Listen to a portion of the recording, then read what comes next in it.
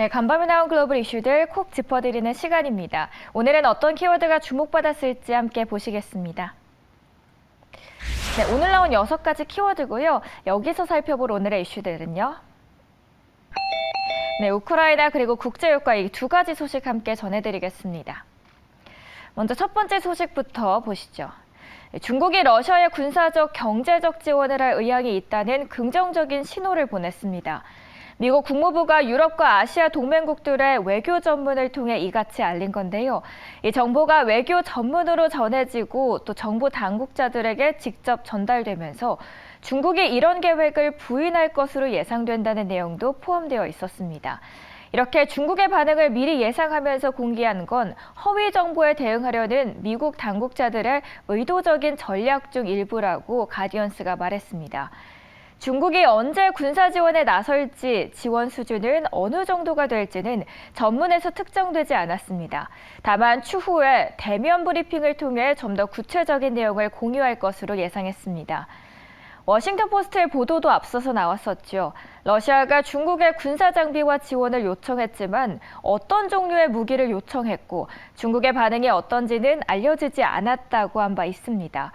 간밤에 나온 이 같은 소식이 맞다면 러시아의 요청을 받은 중국이 러시아 지원에 긍정적인 검토를 진행한다는 말이 되죠. 실제로 중국이 러시아를 지원할 경우 미국 등 서방과의 큰 갈등 요인으로 작용할 공산이 크다는 판단입니다. 하지만 중국과 러시아는 이런 보도를 부인하고 있습니다. 중국 외교부 대변인도 정례 브리핑에서 최근 미국은 우크라이나 문제와 관련해 중국을 겨냥한 가짜뉴스를 유포하는 등 속셈이 매우 사악하다면서 관련 보도가 사실이 아니라고 일축했습니다. 러시아 역시 우크라이나에서 모든 목표를 완수하기 위한 충분한 군사적 자원이 있다면서 해당 보도를 부인한다고 발표했습니다. 앞서 미국은 러시아의 군사 지원 요청과 이에 대한 중국의 대응에 강력히 경고한 바 있어서 추후 긴장감이 고조될지 주목되는 부분입니다. 네, 다음 기사는 유가 관련 보도 보겠습니다. 러시아의 우크라이나 침공으로 걷잡을 수 없이 오르던 국제유가가 급락했습니다. CNN의 헤드라인을 뽑았는데요. Oil briefly tumbles below $100 a barrel.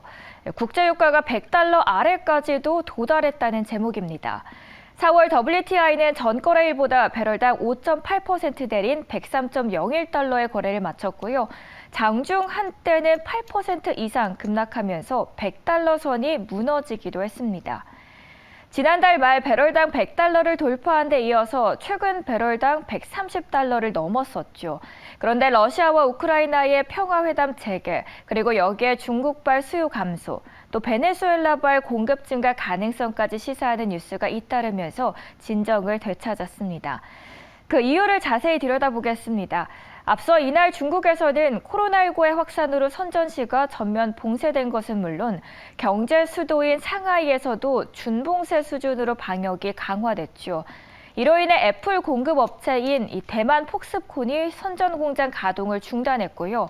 창춘도 봉쇄 조치에 따라 5개 자동차 공장의 조업을 전면 중단한 상황입니다.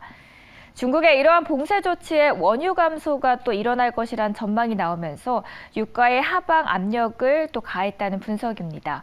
이런 가운데 미국이 베네수엘라산 원유에 대한 제재를 완화하는 합의에 도달할 수 있다는 일부 보도가 나오자 러시아산 원유의 또 공급 감소분을 일정 부분 보완할 수 있다는 기대를 키웠고요.